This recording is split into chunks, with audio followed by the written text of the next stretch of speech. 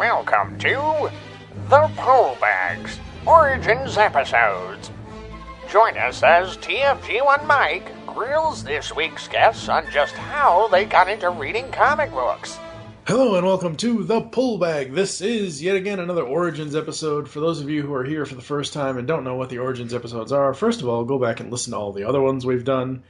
Second of all, the Origins episode is where I pull some decapitated bounty hunter out of my ass and sit them down and talk to them about their love of comics, how they get into comics, and usually it's either people I know, people I've podcasted with. This episode's going to be a little interesting since this is the first time I've ever recorded with this guy.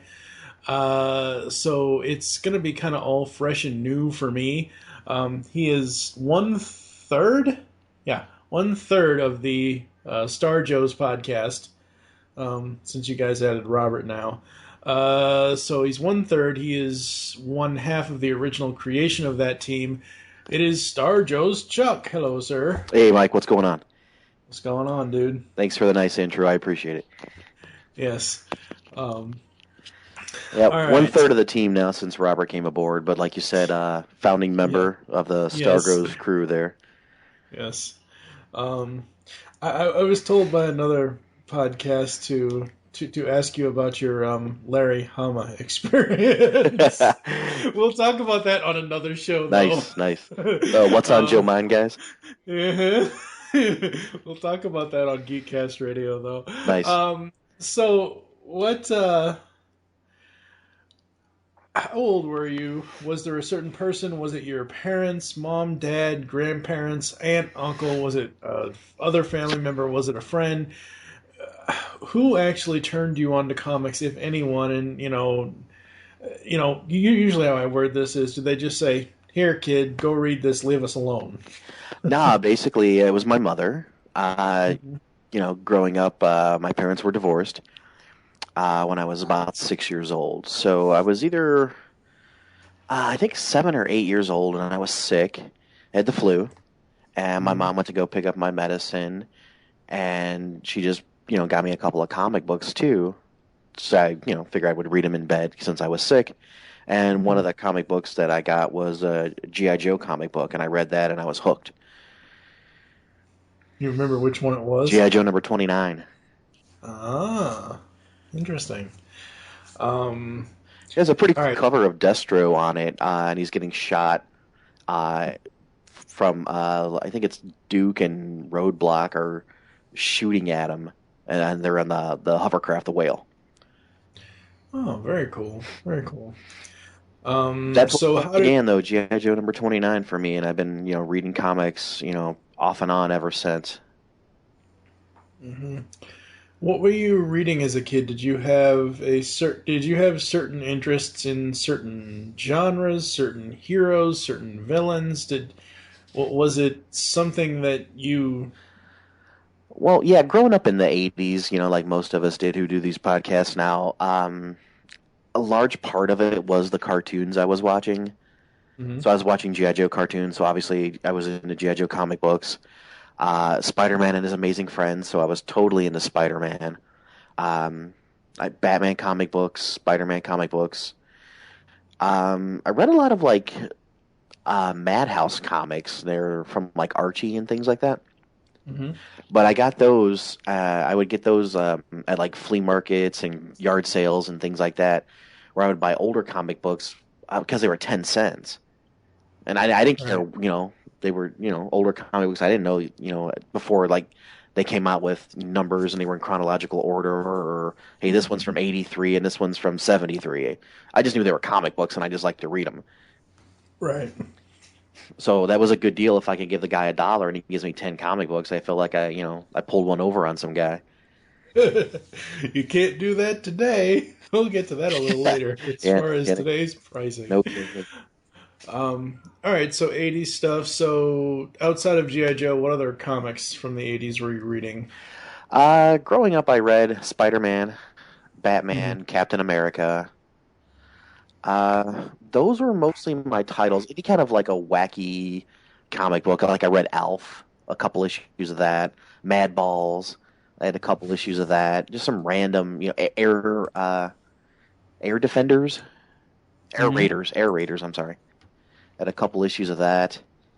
Um, I also read comic books like the Peanuts, and Garfield from Jim Davis. Oh So I read yeah, comic strips like that those. too. Those are great. And I would go to the library and check out those kind of books too. And Garfield has those volumes of comic strips, and I would get those all the time and read those. Oh my God, I had no idea there were Alf comics. Oh yeah, Oh my God, I so need these. yeah. They're actually not too bad.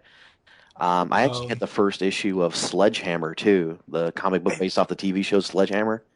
oh yeah, I think I remember.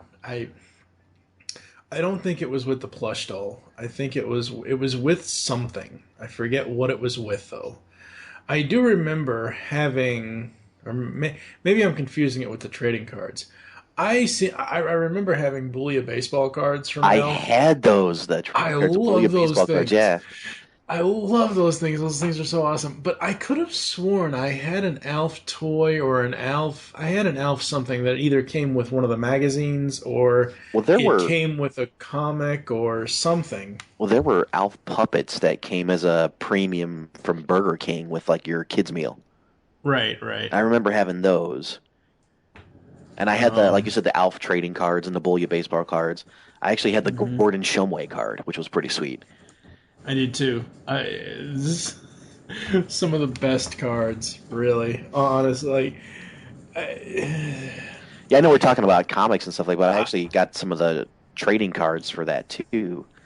hmm I remember, and if we veer off the comics a little bit, that's fine. I would love to do a show, an episode of Geekcast Radio solely based on franchise trading cards, not sports cards, not Oh yeah. franchise trading cards, Oh, I collected a because lot of those. I was I was obsessive over the Transformers cards, and I think I only had like 6 total cards. I And I had always used to get pissed when I got the cards because it would always every pack would always have that same stupid image of Ironhide. Um, it was like every pack we have to give you an Ironhide because he is also Peter Cullen and he just doesn't get enough respect. Oh God, doesn't get enough love. Yeah, Ironhide is Rodney Dangerfield. Oh my God, I get no respect. I love Ironhide. That's my favorite Transformer. My favorite Autobot. Um, Love but yeah, Ironhide. no, Alf. God, this is something I'm gonna have to hunt down is the Alf comics because that is something we will most definitely be covering in the pullback. Nice. Oh my God, now that I know about it, it's like, Oh, yeah, you could probably find those pretty cheap. yeah. All right, so outside of the hero stuff, did you gravitate towards the Transformers at all? Did you gravitate towards? Were there? I don't remember if there were Voltron comics. Yeah. I don't think there were. Basically anything outside of like superhero comics like Capes and Cowls, it pretty much was Mhm. GI Joe centric. I had a couple of Transformer comics as a kid, but they were kind of wordy to me, Yeah. and I didn't really read them that much. I have them now, and I go back and read them in trade. But growing Mhm. up, it was mostly GI Joe. That was my main title. That was my main book. Was GI Joe a Real American Hero? And then when it came with special missions, I naturally gravitated into that one too. But GI Joe a Real American Hero was my go-to comic book. But other than that, I mean, the outside random '80s goodness like Alf we talked about, and I had a couple issues of Beavis and Butthead from the '90s and things like that, like just random geeky comics. Got some Mystery Under the Stairs comics I remember a couple of those from the '70s. I got in the 10-cent fines, Mhm. but mostly I read GI Joe and superheroes. Capes and Cowls kind of guy. All right, so Marvel or DC, and why, whichever one it is. Well, let me preference it by saying I do enjoy both. That's a cop out. That's a good pick. It's Marvel. It's Marvel. Why? I find the Marvel characters to be a little bit more, uh, maybe grounded a little bit more for my taste, for my, that's what I like. That's Marvel got me into comics, reading G.I. Joe. I got out of comics. Marvel brought me back into comics with Marvel Civil War. Hmm. But like I said, I do enjoy DC comics. My favorite superhero is Spider-Man. That's Marvel. I read Spider-Man now. I read Daredevil. I read Punisher. I read Hawkeye. So I do enjoy a lot of Marvel books. Yeah. Um, what do you think of the direction of the companies now? Uh, I thought Marvel was headed in a good direction until I hear they're planning on trying to reboot like DC did. So I'm kind of Didn't they trepidation. already do Nervous that with about that. Marvel now? That's what I thought. Yeah, that's what I thought. Um, um, I was on board for the whole. Back to DC though, I was on board for the whole DC. The new 52, because DC was so heavy in the continuity, and I enjoy that. Don't get me wrong, but as a newcomer into comics, if you get pretty late in the game, if you're not, versed in all that history, it's really hard to get into there and enjoy them. yeah. So when they relaunched and redid everything in the new 52, I was on board. I was loving it. If you'd asked me that question a couple years ago, I might have said DC. Mm. It was very reader friendly. It got me to buy a lot more titles than I ever would have bought. Um, but you know, I do enjoy DC. I do buy DC title books. Um, but I'm a Marvel guy. Yeah. What I find with DC is that it's not. They do when my biggest problem with the old issues, with the old continuity, I've moved past this now because I understand you can go at it in arcs and runs and everything else. Like, Right, right. say you have a 12 issue arc from Batman 676 to 689 or whatever. I'm just using those as examples. Sure. But originally, I was like, one of the reasons why I never got into comics, I like never like I as a young kid, maybe a Transformers book here and there, but I was never into comics as a kid. I didn't start getting into them until I was about 13, 14. In between the time X-Men and Spider-Man were on TV. And my thing with DC a couple of years ago was before they did the new 52, it was like, okay, so Batman X number this is out. So you mean to tell me I have to read the previous 700 and something? Okay, Right, you right. know, That's where you I know, was too. It was a lot. It was very a better intimidating. example. Yeah, well, a better example for me is, but well, I guess. Oh, okay. So Batman 676 is out. So you mean I have to read the previous 675 issues, really? So the new 52, I was on board with it. I actually didn't start full time until October of 2012 when co-creator of the GCRN, Steve Megatron, introduced me to the Death of the Family storyline in Batman number 13. Oh, that's good. Yeah. And once I read that, I was kind of hooked, and I'm like, "Ooh, I need to start getting these. I need to start getting into this stuff." And I went in full tilt and haven't stopped in 2 years. And I've cut back on a lot of things and Yeah. everything else. DC is slowly killing off my interests, quite literally. Um, With their characters. Yeah. uh-huh. Yeah. Well, okay. Here's the thing. Well, I'm very optimistic about now that I've actually read the first issue of the Nick Fury Agent of Spiral thing. Oh, I'm sorry, Dick Grayson, Grayson. Agent of Yeah. Spiral. Yeah. Yeah. Now that I've read it, I'm kind of on board with it. But the whole thing with Forever Evil and everything else, I was like, Yeah, that drug on a little longer than it should have, in no, my it wasn't opinion. even that it it wasn't that it drew out. It was the fact that because apparently Finch is, he takes his time. He just couldn't get the So book done on time. Yeah. yeah. So, But like like after reading Batman 13, I started I started looking for other characters that I knew I liked from like the DC animated universe.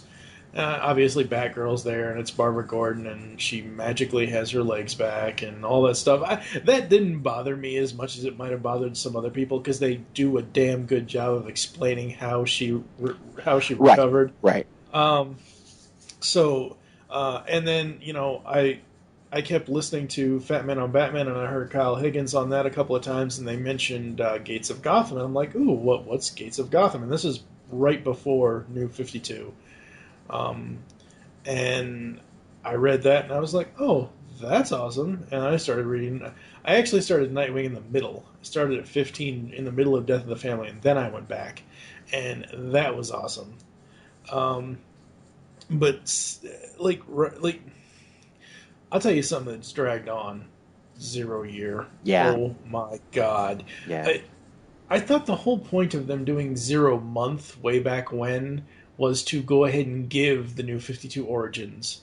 Yeah. Like, we don't need 12 or 13 or however many hell issue. Like, that's the one thing that I am so down on DC about when it comes to Batman is 0 Year. I don't care. Yeah, it's wrapping up. It's No, I know it is. But that's the thing, because it's wrapping up. I'm very interested. I'm interested again to see where this post Batman like I love Batman Eternal. Batman Eternal is damn awesome. Oh yeah, I read the issues 13 and 14 today. Oh, did you? Yeah. Yeah, I've been reading it every time it comes out. When I've been able to actually get it when it comes out, and usually I'll go back and grab the ones I missed. But I'm absolutely loving that whole arc. I'm more of a future story. Like, if you're going to have a current continuity and current day stuff, great. But don't do Origins are so overrated at this point. Everybody in the world, everybody in the mainstream even knows the origin of Batman. You don't need 12 issues to tell that. And, I'm not saying that Snyder and Capullo did a bad job on the book. I just don't like that they went back in time and basically screwed up their own damn continuity by saying it's 6 years, but, Right, whatever. And now, the last remaining light of hope that I have for DC is it's getting a little bright, and I kind of prefer it dark and gritty. If they actually kept the writer on the book, I might be a little bit more optimistic, but I'm most likely, after issue 35, I'm probably going to stop getting Batgirl. And I honestly did not want to ever have to say that, because I love New 52 Batgirl. Yeah, Gail Simone is actually leaving that title, yeah. Yeah. Well, now with this new thing, What do you think of the new costume design? Have you seen it yet? Yeah, the costume is fine. She looks like she's 13 or 14. Yeah. That's the only problem. She looked a little young, and I didn't really care much for the it looks like combat boots kind of thing, but, Yeah, it's a little strange. And in the articles and interviews I found with the new creators, they said, "Oh, well, the first villain that she's going to fight is an internet blackmailer." Oh, my head nearly hit the desk, and I'm like, "Wait, what?"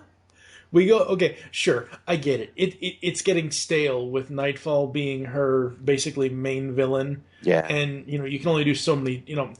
That's the same thing. Like, that's one of the reasons why I kind of stopped reading Spider-Man after a while when I was a kid, because there are only so many times I can see Spider-Man fight Doc Ock, fight Green Goblin, fight there's only so many times I want to see new and fresh things, and I get that they're trying to do that now with this, but I just don't know. I think there's more behind it. I don't think Gail's leaving just because of she wanted to go lighter.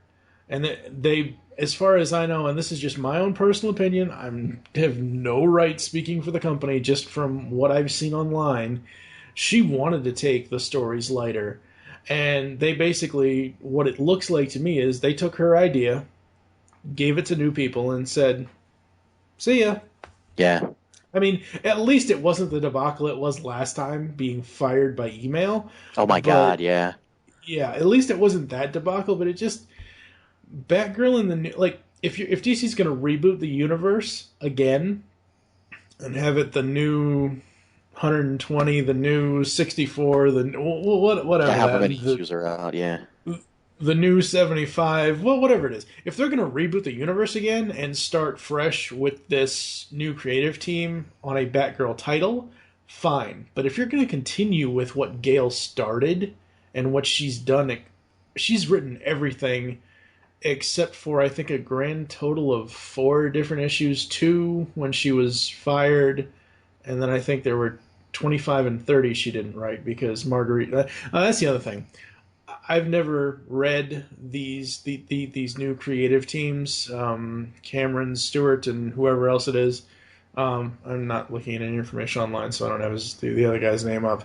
I've never read them, so I'm cautiously optimistic. But I would have loved to have heard news of this taking Batgirl lighter if it was Margaret Bennett doing it, because she wrote the 0 year issue and she wrote the issue number 30, and I think she did an amazing job. So, yeah, I'm. Well, the good news is, I mean, if you're stopping this title of Batgirl, you save yourself a little bit of money. You can always go back in time. There's other Batgirl stories out there that are traded, and you can get those. Yeah. Like, my personal favorite Batgirl is Stephanie Brown. Yeah. So I've got the last issues that she was in that, what's his name, Miller did, I think. Mm-hmm. I've got those in trade. So I got those volumes in trade, and I enjoyed that immensely. Yeah, no, I'm more open to going back and looking at Stephanie Brown now. Like I said, I'll be cautiously optimistic. I'll probably give the new creative team 2 issues to impress me. If they don't impress me by 2 issues and it doesn't make sense, then I'll 2 just stop. 2 issues. That's it's pretty high standard there, you know. Well, when the news first dropped, I was like, "Yep, I'm out. Bye." And we all do that. Yeah, like, oh my god, you're taking my creative team, or you're taking my artist off this book. I'm done with it. And that's the other thing. I know.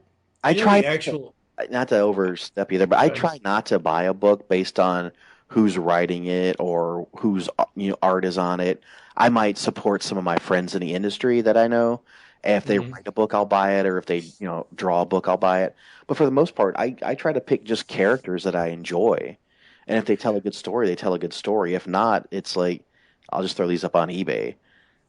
Yeah, but see, here's the thing with me though. It's one of those things where once I get attached to a certain team, I don't want the style of the writing or the art. I mean, I agree. I don't want that to change either. Like, there's some issues that if you get like a fill-in artist or something to do an issue because somebody takes a vacation or somebody falls behind. I mean, I don't mind fill-in artists so much. A little bit if the art is drastically different. Yeah, I don't mind a fill-in artist so much. Fernando Pasarin had done it for the longest time on Batgirl, at least recently. I know Adrian, I can't pronounce his last name, Seif, he originally started it. As long as Batgirl stays this, Nightwing is a perfect example. Nightwing had several different artists after Eddie Barrows. Right. They all kept within the same kind of... Well, yeah, they try to ape his style. Yeah. Right. They kept in the same kind of character design for Nightwing specifically. There were a few times in the Nightwing series that I was like, that doesn't look like Dick Grayson is supposed to look. There was a few times it was weird, but it was fine. But with Batgirl, it just... My main problem is writing. Yeah. Honestly. Like, when we get to Batman Beyond 2.0, the digital series, I was perfectly happy with what Norm Brayfold and Adam Beecham did on the first part of the Batman Beyond digital series, and now Kyle Higgins and Tony Silas are coming in. But it's like, when you change artists on that title, it really, really screws with my head. Yeah. Because I'm so used to Tony's designs and his way of doing it. And like I said, with the writers, changing a writer in comics is like... It could be the death of the title for a while. I agree. Yeah. I want to so get into a Superman book, but right now there's none that interest me. Yeah. Changing writers on Batgirl or Batman Beyond 2.0 is like, Theory of a Dead Man casting new lead singers outside of Tyler Connolly, or the other four members of Nickelback replacing Chad Kroeger. It's just one of those things that you just don't do because if you change the lead singer of a band or if you change the writer of a comic, it isn't the same. And I'm not saying that I'm closed minded to new things here. Yeah. Like I said, I'm going to give the thing 2 issues, but it just kind of, once that news came out, it just kind of ruins all. Well, yeah, you were a little disappointed. I get that, but Yeah. if you just use your music example here, Van Halen did change singers. Okay, they went with Sammy Hagar, Yeah. which if you give it more than 2 songs, it's really good. Man, and the internet cried out, "There must be justice." I know, right? But hey, I'm a Sammy Hagar guy, so Yeah. All right. So, was there ever a point that you kind of dropped off from comics, yeah, like by the time you get to high school or college, or? yeah, that's pretty much when it was. Right around high school, the time you get out of the comic books, action figures, you kind of look towards girls, things like that. I Mm, kind of left it, kind of put all that stuff away and left it. Um, and I was fine. I was okay. No regrets, no remorse. Uh, buddy of mine, he was still reading comic books, not as heavily as he once was, but I was like, oh yeah, comic books. I used to read those. And he showed me the trading cards, like you brought up earlier, and it was the Marvel versus DC trading cards. I'm hmm like, what are they doing? This is like, you can't have Captain America and Batman in the same book. This is insane. This is crazy. He's like, no, you need to check it out. It's a couple of issues. They're doing like 3 issues, and I'm like, oh, okay, well, it's a little story, and the packs of cards were nice, so I got some of the cards. I tried to put a whole set together. It didn't work, but I got a lot of them. I bought the 3 issues, read it. I'm like, well, that's good. That brought me a little bit back into comic books, but it wasn't nothing heavy. I was still, out. Mm, I was still free. yeah. And then, uh, fast forward, some years here, maybe like 5 years or so, hmm 10 years. I end up meeting Ryan, which is the other host of Starjoes, at our previous employer where we used to work, and we were introduced through mutual friends, and we just sat down at the same lunch table together, like high school kind of stuff. Yeah. And we were talking one day, and he said something about a comic book or Spider-Man or Batman or some kind of superhero, and I'm like, oh yeah, I used to read comic books and like that. He goes, well, I still read them. I'm like, yeah, okay. I was like, yeah, I was the GI Joe as a kid. He goes, oh yeah, I like GI Joe because I have the GI Joe discs on DVD from Rhino. I'm like, oh, the cartoon? I'm like, yeah, I used to watch it as a kid, and I ended up borrowing the cartoon disc from him. I watched him in like a week, the whole thing in like a week. All kinds of nostalgia came flooding back. Um, then after that, we were just talking and inseparable, and we got the idea together to put a podcast together because we started listening to podcasts. He was listening to, and he told me about it, which was the Comic Geek Speak Mm. podcast, and I checked them out. But I was into the Pop Culture Network guys. Oh, really? I did not. Well, I think I remember hearing you several times over there, but I didn't know. How far did you get into them? I got started with them right at their inception. Oh, really? Yeah. Um, Huh.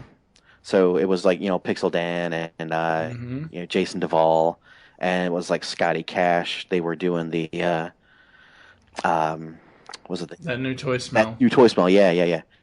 So I got into that podcast, and I really enjoyed it. I really liked it, and they did the videos for it, and everything was really cool. And then, other guys came in, killing dirt. Mm-hmm. Uh, Dave Yeah. Draper, and then I think intern Rick was him and Sween Hollick were like when I started, kind of getting out because of it get kind of weird at the end there. My opinion, Yeah. I Yeah. guess they're still going strong, but they kind of, broke off and do their own things. And now Mm-hmm. I big fans of Dave and Duvall. They have their own. It's Mm-hmm. like Toy World Order. Oh yeah. Definitely check it out. I'm a big fan of those guys. Do you watch Bored? I do. I do watch both. Oh my god, that is the best YouTube show out there. Oh my god, it's Yeah, so they funny. put a lot of work into it, and Oh yeah, it comes through. And that's absolutely. the three guys, which I thought were the heart and soul of the pop culture network, and those three guys Mhm. aren't there anymore. It's kind of why I've drifted away from it. But Yeah. yeah, Jason and Danny and Dave, and Yeah. Bubba Duvall, obviously he's the star. Yeah. Don't tell him that; it'll go to his head. um. All right. So what are you? How many comics are you actually reading now? How many series are you actually reading now? I probably get anywhere between 15 to 18 comics a month. Hmm. Okay. Nothing too extravagant. I mean, it's a fair number, I think, in my mind. It keeps me abreast of what's going on. Hmm. Um. One thing I must preface this was like, I know comic books are expensive. We kind of touched on that a little bit.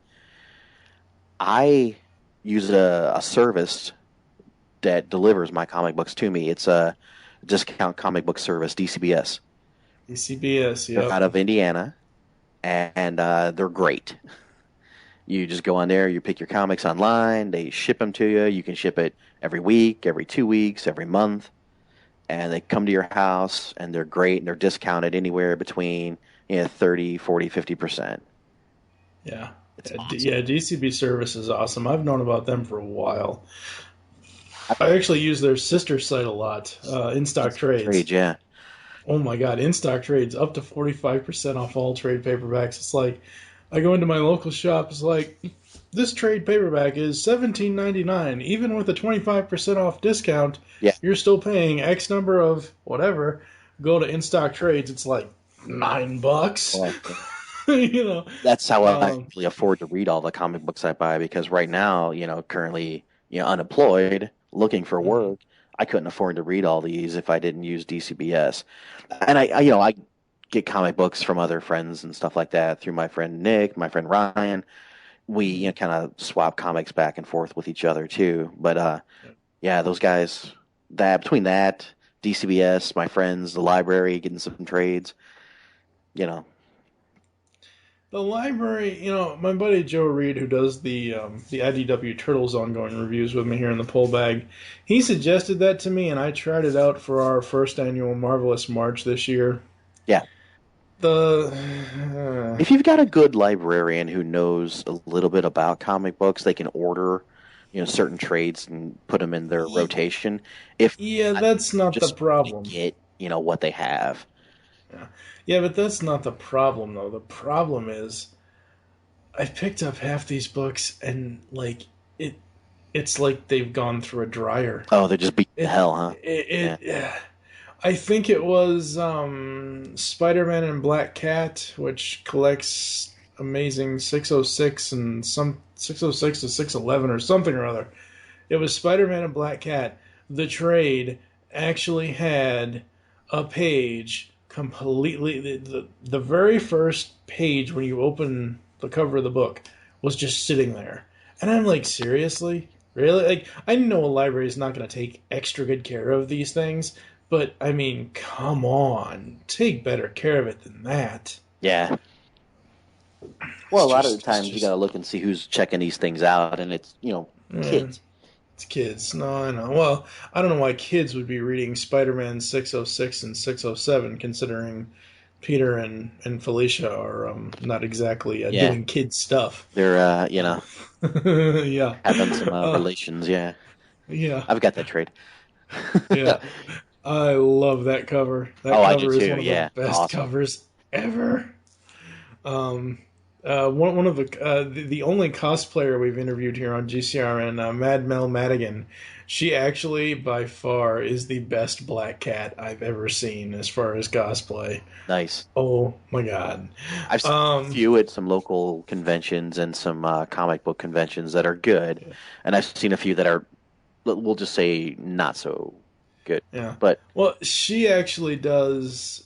She'll do photo shoots sometimes where she'll mimic certain covers, okay. and she mimicked the her and Hero Fit mimicked 606, but it's her twice. It's her as Black Cat and as Mary Oh, it's Jane. Mary Jane. Yeah, okay, great. Yeah, Nice. it's freaking awesome. Yeah, last time I went to Um, Baltimore Comic Con, there was some lady who was doing some professional photography as cosplay, and she was doing it outside, dressed as like Poison Ivy and stuff like that. So that was pretty cool. yeah. Um, Outside of the superheroes, outside of Marvel and DC, are there any other companies you really gravitate towards, or Well, no? yeah, IDW. Yeah, They kind of like own a big chunk of my wallet at this point. Getting the Transformer titles, the GI Joe titles. They did Doctor Who, which I've picked up a little bit on that. Star Trek comic books, which I'm sort of getting interested in a little bit. So they do those. Plus, they produce all the collected volume, the trades, and they do the Ninja Turtles, which I'm loving that. The ongoing and the animated series that follows the cartoon. Love yeah, the those. animated adventures. Yeah, Yeah, the ongoing. ongoing animated adventures. Yeah. As of this recording, the ongoing just released issue 36. And my jaw nearly hit the floor with a revelation that's in issue 36. It's a twist I never saw coming, and it's really, really awesome. Um, yeah, I mean, IDW is taking care of our childhood, unlike Yeah. certain live-action film directors. Um, I mean, they did the Rocky and Bullwinkle 4-issue mini. They did the Dexter's Lab 4-issue mini. They did what else? They're doing Powerpuff. Anybody that's a kid of the 80s and 90s, IDW is your place to go because they've got Powerpuff Girls, Dexter's Lab, Samurai Jack. They've got this big thing going on now, Cartoon Network Super Secret Crisis War. Yeah. Well, there's going Which is to do a crossover too with Ghostbusters and Ninja Turtles. and Turtles coming up in October. Yep, that's going to be interesting. I'll tell you the one thing I didn't particularly care for from them. Maybe it's because I don't care for the show, or I didn't. This show just wasn't my style. It wasn't my kind of television show. I tried reading X-Files #1, X-Files meets Transformers. Oh, okay. That was a weird book. I never read it. Really weird book. But no, IDW, those guys and gals over there can do no wrong. I mean, everything they've done that I've read has been amazing. Yeah.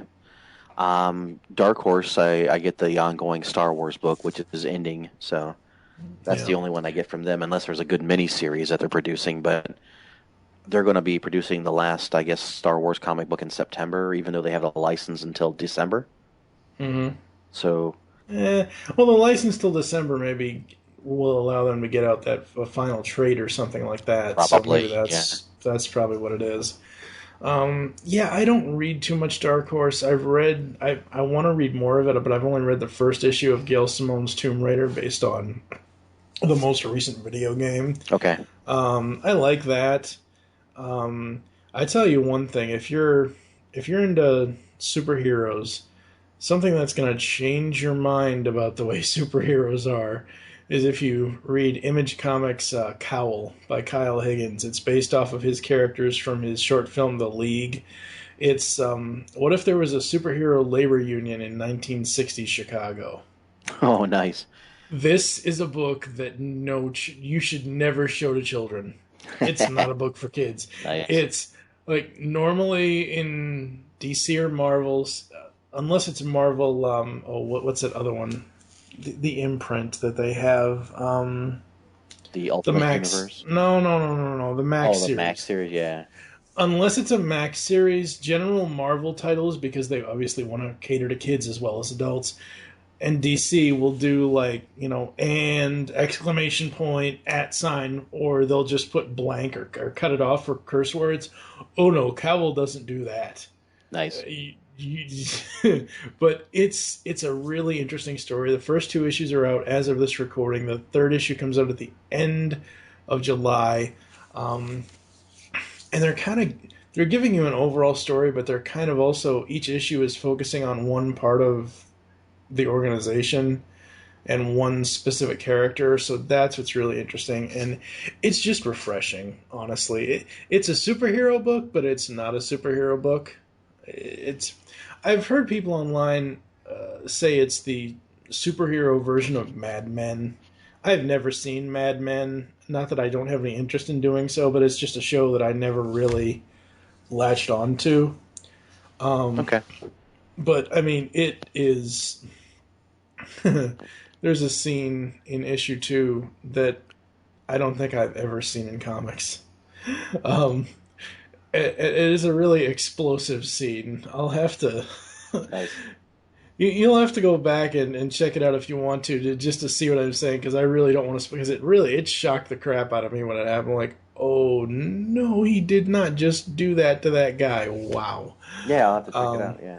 Yeah, And that's very one of the cool. beauty things about comic books. Whether you follow just straight up indie comics or the more mainstream.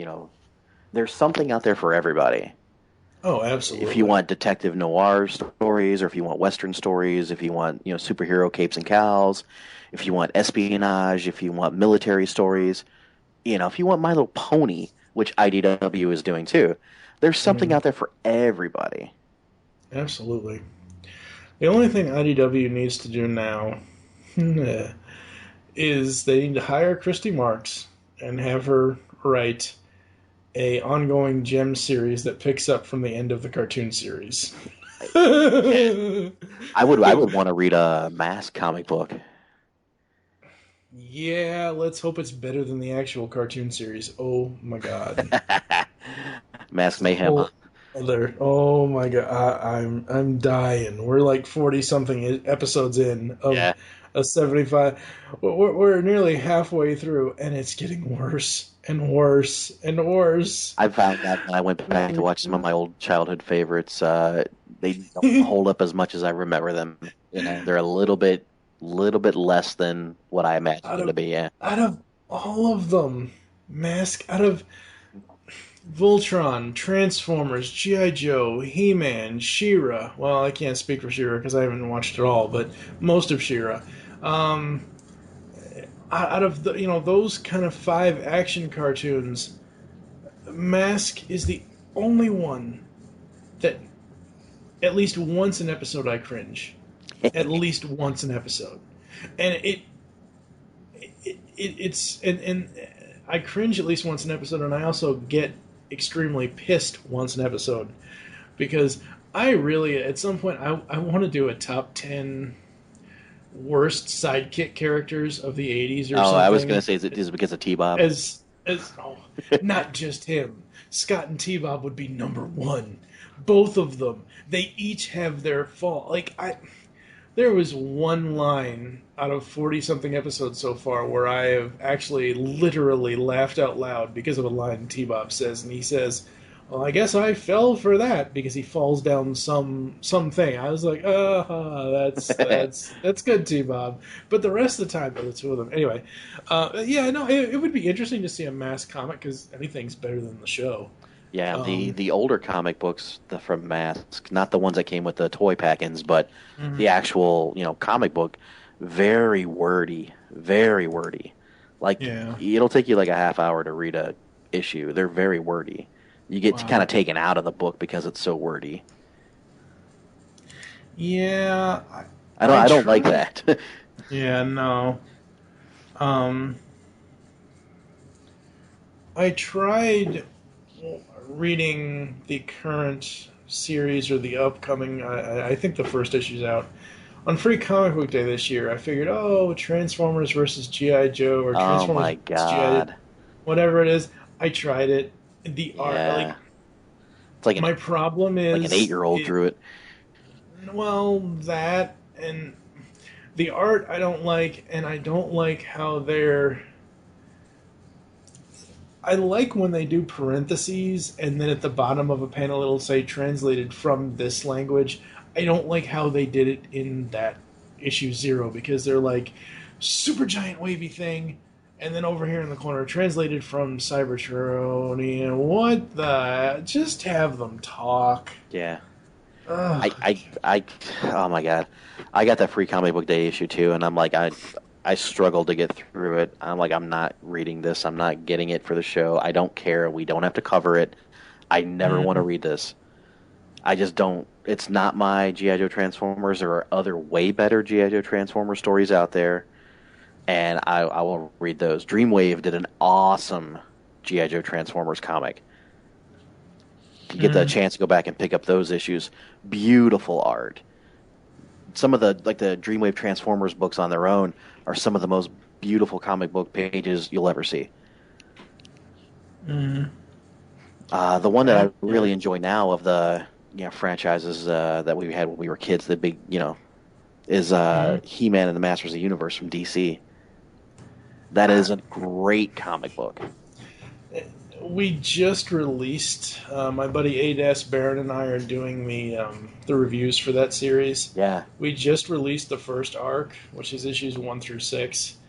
And I'm liking it. I kind of got lost with the What Lies Within story arc. It gets better. Trust me. I'm there. I'm not. No, when I say I got lost, I don't mean I stopped reading it. Yeah. I mean I just, as I was reading it, I'm kind of like, okay. And the other problem I had, once again, is the same problem I always have. It went from Giffen to Abnett. The only thing up until Masters that I read of Abnett was, I think, Punisher Year 1. I'm not saying that he's a bad writer at all. I'm not saying the guy's I think the writing got better. I've read up to issue 13, though. Well, yeah, issue 13 is the prelude to Blood of Grayskull, right? Yes. Yeah, I've read issue 14, and it is good. Yeah. I'm not saying that what they're doing now is bad. I'm just saying the changeover and the story of What Lies Within was a little weird for me because Abnett is obviously not the same writer as... There are just certain things that Well, I don't... Yeah. It's not the well, same kind of story that it's a new imagining, a new tale. And I don't mind that it's a new tale. I don't mind that it's a new take. I actually love what Giffen did with the 2012 series, the 2012 mini going into this. I love that. I thought that was great, and I really enjoyed the crossover, the DC Universe versus Motu crossover. It's just there's certain things, and I'm not trying to spoil my opinion for later episodes of the Pullbag, but there are certain ways that Abnett writes the characters. There's certain things that he puts in their word balloons that I just don't think that they should say things like that. It's like, wherefore, it's like he's trying to be a 21st century Shakespeare with He-Man and Randor. And the whole reveal that it's been King Hiss the entire time. I love it. That was awesome. I love it. I love the fact they're bringing the Snake Men in. Oh, I love the fact they're bringing the Snake Men in. I just hope they explain at some point what the hell happened to the real Randor, because that's my only gripe about the King Hiss angle. You don't know yet. I mean, did he kill him, or did he have him locked away? Is he, imprisoned somewhere? Who knows? Because the problem I have with the King Hiss angle is something I absolutely loved going into the series, that they know. We don't have to worry about the friggin' secret anymore. They already know He-Man is... Yeah, Randor knows. And I love that too, and I didn't think I would. I'm reading it, I'm like, oh, they all know. I'm like, well, it actually works. It works, but the thing is, now that we get the reveal that Hiss is Randor, my fear is that the real Randor doesn't know. And now we're going to have to go back to doing the whole secret thing again. Well, I don't know, because all the other masters know, and I mean... Yeah, that's true. We now have, I could spoil it a little bit, but Tila is the new sorceress. Green Goddess, the new sorceress, yeah. So that's awesome. I love the angle they took with the She-Ra origin. I mean, we haven't gotten it all yet. Love it too. No. No, I mean, like the beginning of it, like when the Horde first invades in the very first issue. Oh yeah, yeah, yeah, I, yeah.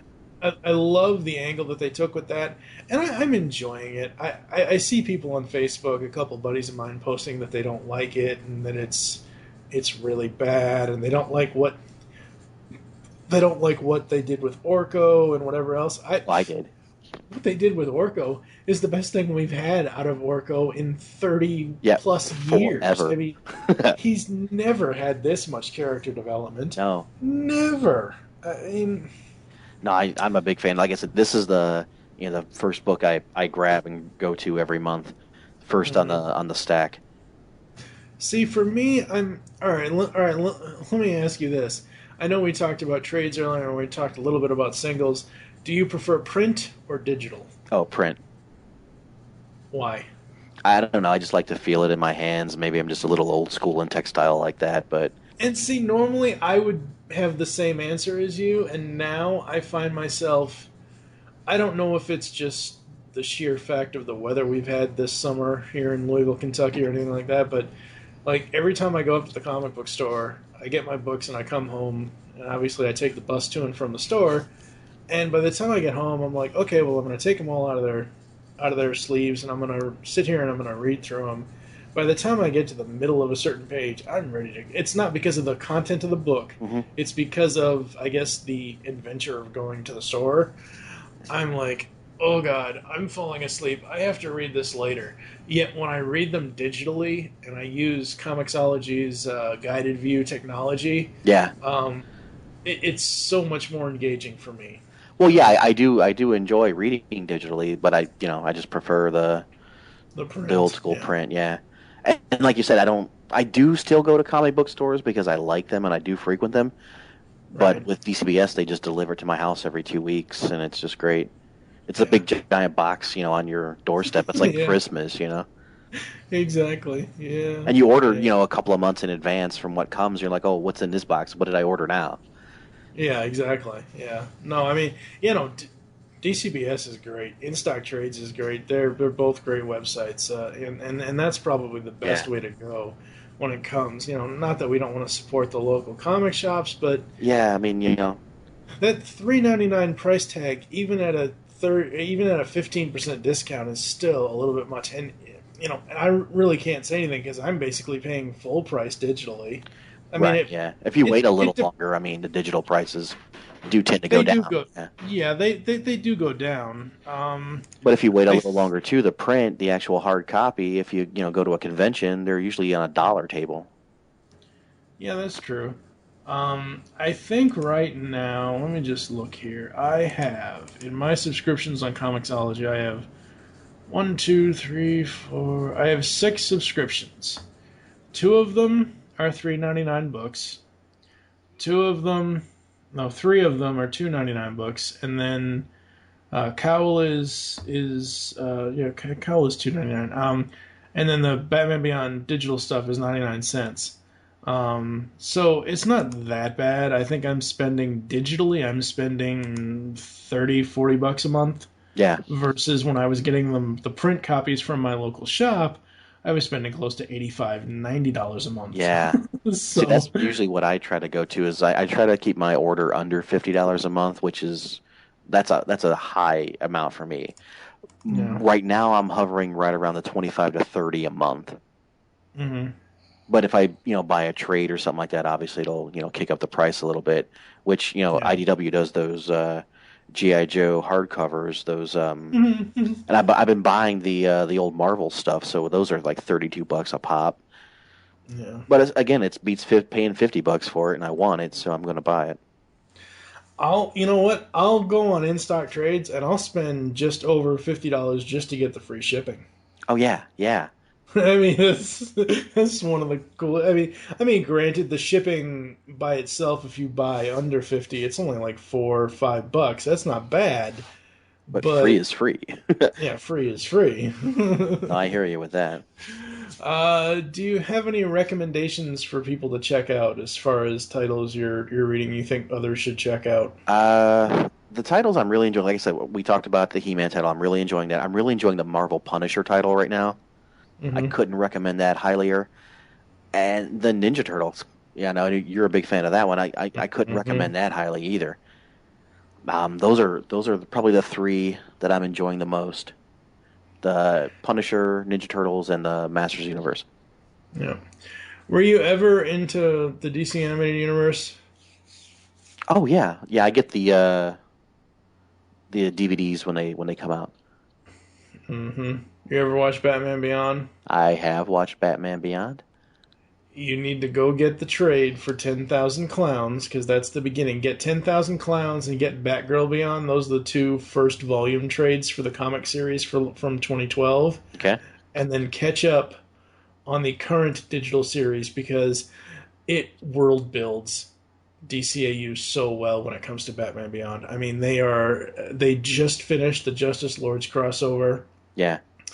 I mean, I wouldn't mind reading it, but I must preference this by saying Batman Beyond is not one of the stories or cartoons I was really heavily into. Okay. I get the premise. It's a cool premise. Batman's a little older. He picks a younger person to become the new Batman. I don't know.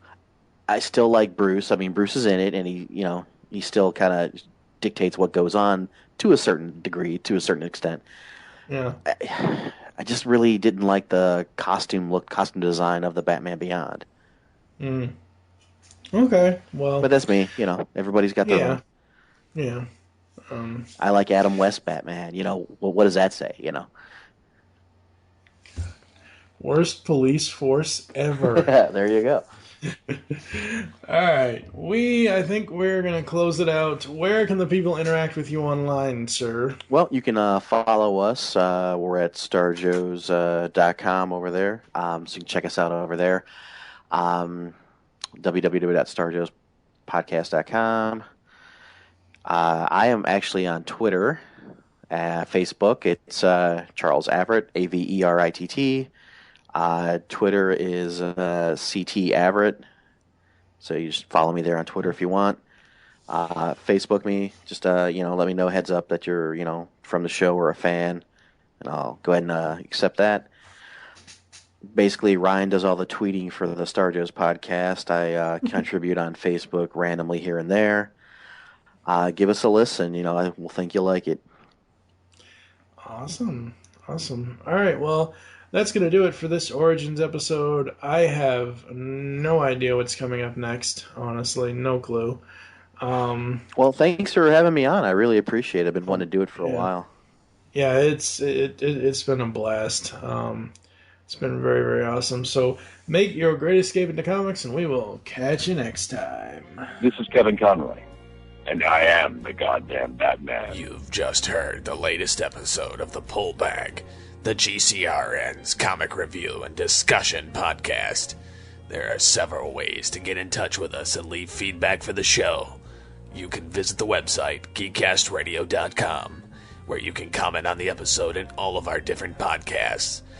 You can rate our show on iTunes. Be sure to leave us feedback.